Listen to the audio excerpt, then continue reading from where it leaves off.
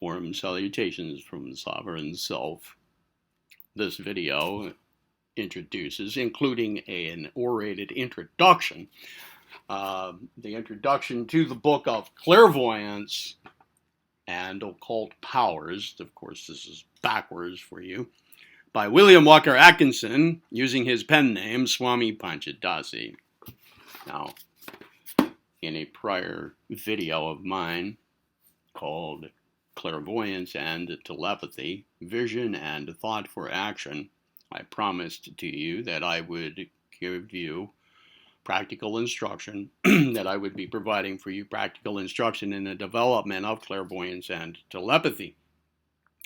This is in accordance with that promise. Now, in that video, I also gave you a summary of some of the trips and traps along the way in the development of these two mental faculties known as psychic faculties. And I want you to review those trips and traps, hazards and dangers. I want you to become familiar with them. I also want you to become very familiar with all of the information in that video. And that video also points to two other ones. Well, one is a series of videos. It's called the Arcane Series. It's a 4-book series written by William Walker Atkinson, orated by me, already here for you.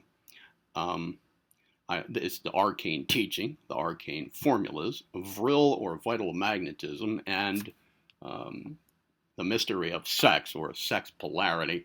I want you to become quite familiar with those, paying particular attention to the development of selfhood or egohood, a true selfhood, your relationship with the absolute, and your control of vril or vital magnetism. Pay particular attention to those. Follow the instruction accordingly.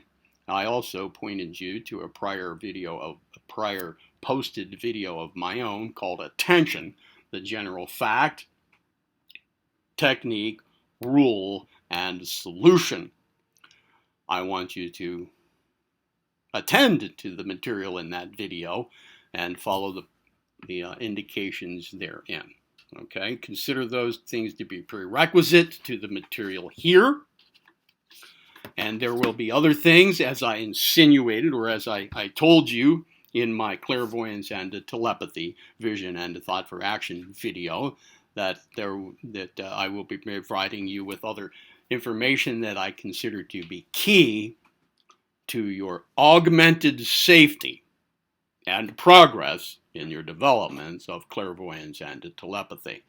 I'm going to go ahead, just because I feel like it, go ahead and present you this information here, this practical instruction in clairvoyance and telepathy, maybe in parallel with writing and posting some other material, this augmenting material, or maybe do that later. But I want you to pay attention to that other information, because it will be key to your success, okay, and your safety. All right, now I want to tell you give you two other things here in this introductory video. One, the table of contents, and two, the written introductions. You're going to have to bear with me here with my glasses on and the strange reflection that they cause. There is no, I have tried to find and could not, an online version, a free downloadable or copyable version of this book online. It's not available. All there is this book. This is an original edition, 1916, with the original picture inside that you can see. It's a pretty cool old book, actually. The table of contents is Lesson 1, the astral senses. 2, telepathy versus clairvoyance. 3, telepathy explained. 4, scientific telepathy. 5, mind reading and beyond. 6, clairvoyant psychometry. 7, clairvoyant crystal gazing. 8, clairvoyant reverie. 9, simple clairvoyance. 10, clairvoyance of distant scenes. 11, clairvoyance of the past. Excuse me again. 12, clairvoyance of the future. 13, second sight, prevision, etc. 14, astral body traveling. 15, strange astral phenomena. 16, psychic influence, its laws and principles. 17, personal psychic influence over others. 18, psychic influence at a distance. Excuse me, once again. 19, laws of psychic attraction. And 20, psychic and magnetic healing. You will notice that numerous of the topics here in the lessons in this book are not ones that I am specifically myself presenting this material to you for, such as mental influence in general, astral travel, astral body traveling. These are not my specific goal in orating this book, but I'm not going to leave the chapters out. If I'm going to orate the book, I'm going to orate the entire book. You will notice also that some of these subjects are dealt with in certain of his other books more individually, such as this, another original publication, Mind Reading. Well, there's a chapter in Clairvoyance and Occult Powers here, you may recall, I just read Mind Reading. So this material is covered in certain of his other books. There's a separate book on telepathy itself, just written by William Walker Atkinson, just telepathy. But this book kind of contains it all. I'm going to go ahead and orate it for you. You might not find this book anywhere unless you pay for it and get an original copy. I'm not even sure whether it has been reprinted. I don't know. Anyway, let's move on to the introduction. In preparing this series of lessons for students of Western lands, I have been compelled to proceed along lines exactly opposite to those which I would have chosen had these lessons been for students in India. Interesting that Atkinson discusses things in this manner when he uses the name Swami Panchadasi. He was not in India. He was not a Hindu. He was not a Swami. It's just kind of interesting that he goes about things in this manner when he uses the name Swami Panchadasi. I kind of like it myself. Interesting character, Atkinson. And he says, I do this because of the diametrically opposed mental attitudes of the students of these two several lands. The student in India expects the teacher to state positively the principles involved and the methods whereby these principles may be manifested, together with frequent illustrations, generally in the nature of fables or parables, serving to link the new knowledge to some already known thing. The Hindu student never expects or demands anything in the nature of proof of the teacher's statements of principle or method. In fact, he would regard it as an insult to the teacher to ask for the same. Consequently, he does not look for or ask specific instances of or illustrations in the nature of scientific evidence or proof of the principles taught. He may ask for more information, but solely for the purpose of bringing out some point which he has not grasped.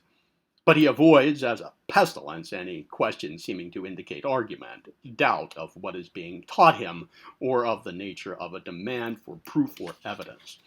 The Western student, on the other hand, is accustomed to maintaining the skeptical attitude of mind, the scientific attitude of doubt, and the demand for proof, and the teacher so understands it.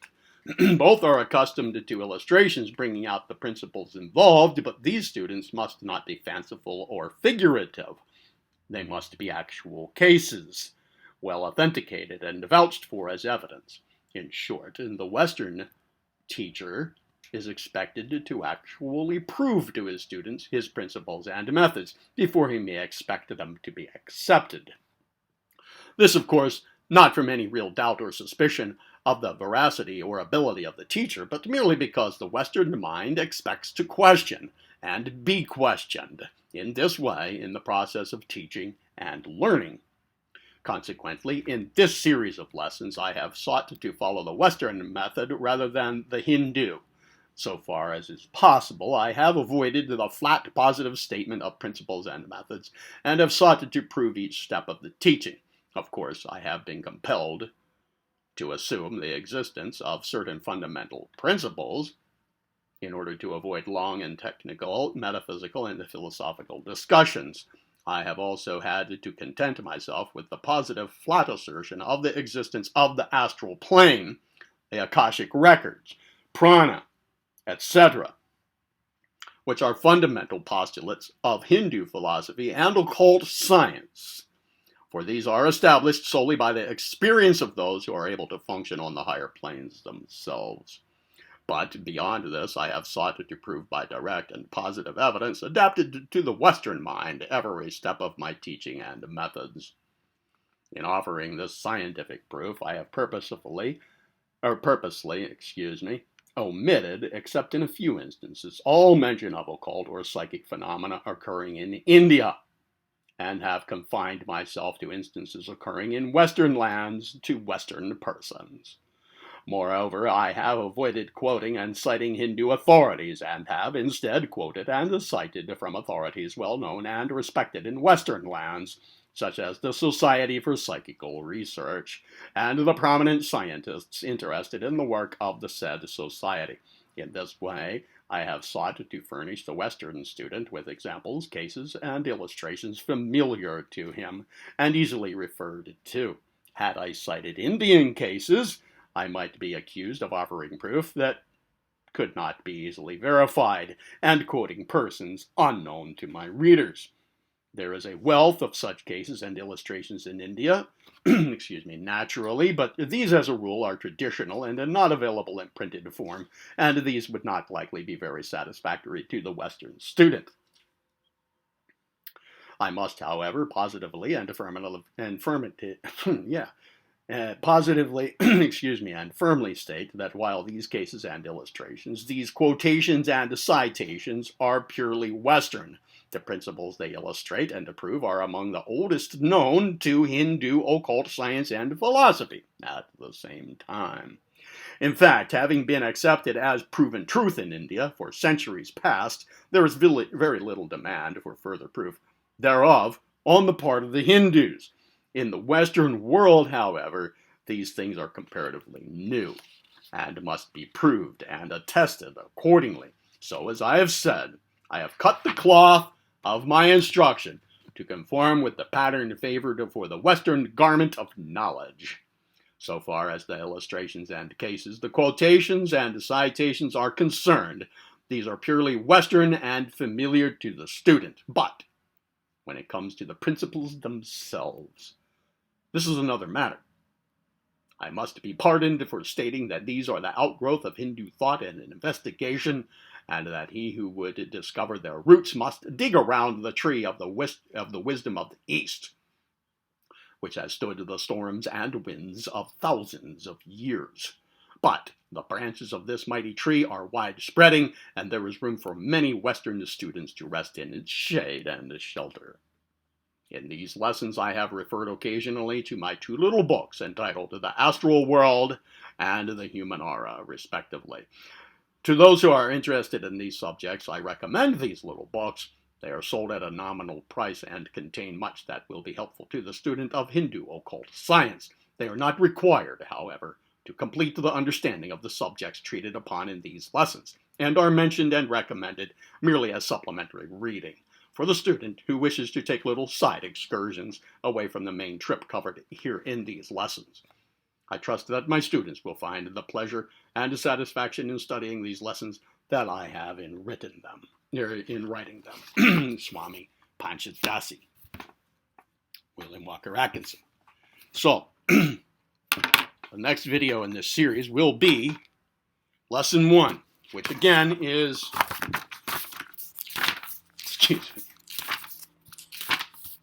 the astral senses. Be well.